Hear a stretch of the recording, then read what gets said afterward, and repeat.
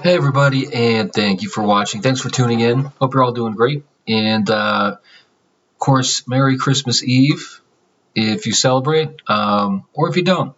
Whatever you want to call it. Happy Tuesday. So, subscribe if you haven't, and give it a thumbs up. Let me know if you have any comments. Really love the dialogue as always. So much appreciated. And excuse me because I do have a little bit of a winter cold. I've had like 2 or 3 by now. It just happens this time of year. But pardon any sniffing or gurgling or whatever happens. So I wanted to do a brief as possible video about aliens, and I wanted to talk a little bit about some of the level of technology that they have. Now, I've done other videos where, just to kind of summarize, we're now realizing, or at least being told by our official government sources, that there is life out there, and we have seen craft and even retrieved biological entities, they call them, and have studied them for quite some time. Now, it's interesting they're finally admitting this little by little, but then now that this question is gradually being answered, it does beg the question, how old are these civilizations and what are their capabilities? So based on what we know and what we've seen in their capabilities flying in the sky, they can maneuver in ways that we cannot prove yet with any existing models of science, which is interesting. So, which means there's still a ways we have to go till we get to that level of explanation, because there's a lot of information that we're missing in the middle to explain how they're doing these things. They operate outside our current known laws of physics. I'm sure that these secret programs the government are running and experimenting with understand them much better than they're admitting to. And some of the major, outlets like scientific outlets or government outlets anyways, some of them are kept in the dark as well. So, and I think that's always been kind of a given, at least here in America, that the government always knows more than they're letting on. We just accept that. So, but anyways, everything, okay, so just to kind of preface this statement a little bit, everything exists within an infinite space-time continuum. And in this space-time continuum, the next quality that exists is an energy, ether, like an all-connective field of energy, if you want to call it, that literally permeates everything at all times and cannot be depleted no matter what point. It exists around us and through us at all times. It is literally ever present and is what everything actually rises from. There's one baseline field of energy, and there's no spaces in it at all. And ask these questions too. And here's the information I believe I received, hopefully, or correctly. Pretty sure I did. Anyways, this field is unbroken. There's no spaces in it. There's just energy that literally exists at the same time in the same space as space, infinite space. It is one and the same. And it's the foundation or baseline of all there is, and everything arises from it. So call it what you will. That's a truth. That's an existential truth. And that's what everything evolution rises from and builds like there's literally a starting level of energy, that physical energy that everything comes from, period. So that being said, and yeah, like it's in front of us now, so literally you can draw from this energy field if you did, and there would never be a point where it breaks or anything like that. You can continuously draw. It's what 0-point energy. Google it. It's a really fascinating concept. It talks about that, and we're exploring this idea now. I have been for quite some time, actually. So anyways, I was asking about these capabilities. That being said, I was also told, because there's a scientific principle that matter cannot be destroyed, only changed, and I asked if that was true, and I was told that is true. This all-permeating field of energy, even if matter, like something, say like a rock, is dismantled, and, like over time, it takes a lot of time and pressure and everything for something, minerals, atmosphere, for this rock to eventually form in its current state. And it's like if you hit the pause button and then the rewind button, and you just saw it kind of reverse back into its original form at some point, into this field of energy, as part of or pre-Big Bang, then it would literally kind of fold back into this field of energy.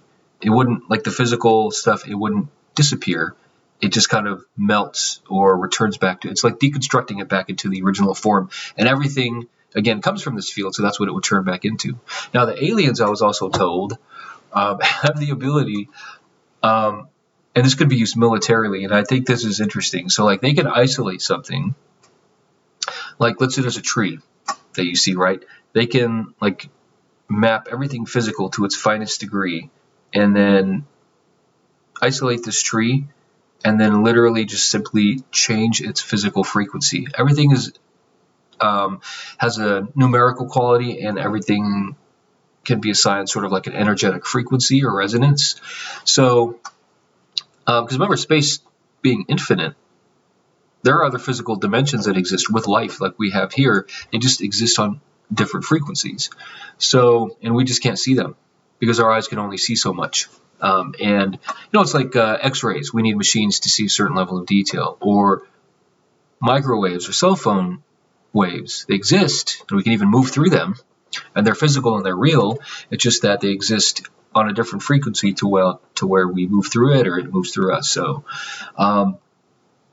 and the possibility of dimensions that exist is infinite, literally infinite. So, and they're out there. There are many out there that exist. So, so that being said, there's even stars. I was told this too. There's stars out there we could see with our own eyes, like at night, that have life on them or bases on them. But these civilizations have the ability, like, to take their bases and just shift the frequencies. They're still physical and everything. They just change the vibration, and all of a sudden everything still exists in the same qualities to them. They can still grab pens and whatever they need, but all of a sudden we can't see them. So it's like, and they can also cloak. They have the ability to cloak or like,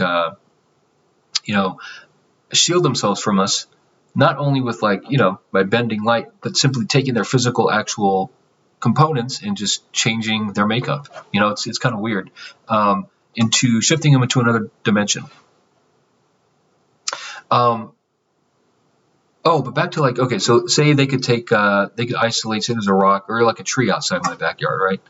They can literally isolate this and see its components, and it's kind of like I was saying, like they can take it and understand all its physical makeup, and they are aware of this 0-point field of energy, and they can map it, they can see it, and they draw from it.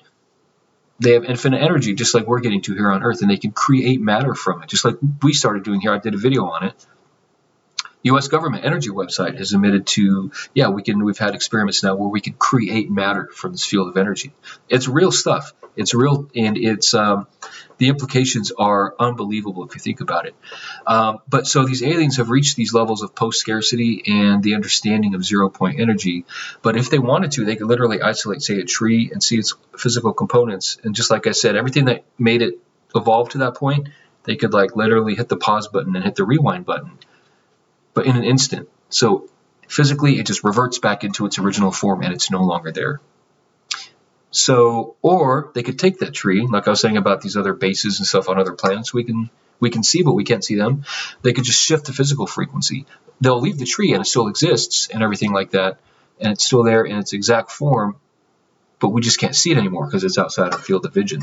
They change the frequency. So it is an amazing capability. And if they have this ability and they've reached post-scarcity and they can really deconstruct things back to the original form of energy that it arose from, it's like, if they were a threat, if they were here, because there's that question a lot, then, and they have these amazing flying capabilities, which the military talks about, defy the laws of physics, we know them by, but are they safe? Well, if they're this old and they have this level of capability, they would have done something a long time ago. We'd be aware of it, So, and from what I understand, the government knows this. Like, these beings exist, and they've shown these capabilities before. in many different ways, but don't use them. They're like, look, we're not here to do anything. We're hands off. Once you get to a certain level, we'll start talking and communicating, kind of like we do, say, with there's certain basic tribes here on Earth that live in like in the Sentinelese Islands, the Sentinelese tribes, or on Nicobar, the Andaman Islands, that are protected by India, for example, the country of India. It's illegal to go there and bother these islanders. They live a very basic tribal lifestyle, and these tribes have said, leave us alone, we want to live this way. So that concept of kind of non-interference, and until they're reached out to and want to be communicated and share information and technology, it exists geopolitically, interdimensionally too, out in outer space. So anyway, so these civilizations are out there, and our governments know this, and they're gradually admitting it. But these are the amazing capabilities that, from what I understand and believe, that they have, that theoretically we could have and will have one day too, hopefully, if we don't screw things up on Earth like we always do. So, but I think it's an exciting time we live in, and it's really interesting stuff to ponder and consider, these capabilities, and where this all comes from, and what we can utilize it for. Could you imagine if we could create matter and source energy infinitely? Everybody would have food and shelter, and there would be no competing over these resources. We'd still be left to deal with our ideological and cultural differences, but, that's the next step in the process, I guess. So, anyways, there you have it. That's what I wanted to share. I think it's really cool stuff and amazing stuff to ponder and talk about. So that's it. That's all I had for the moment. So thanks again for watching, and as always, take care. We'll see you in the next video.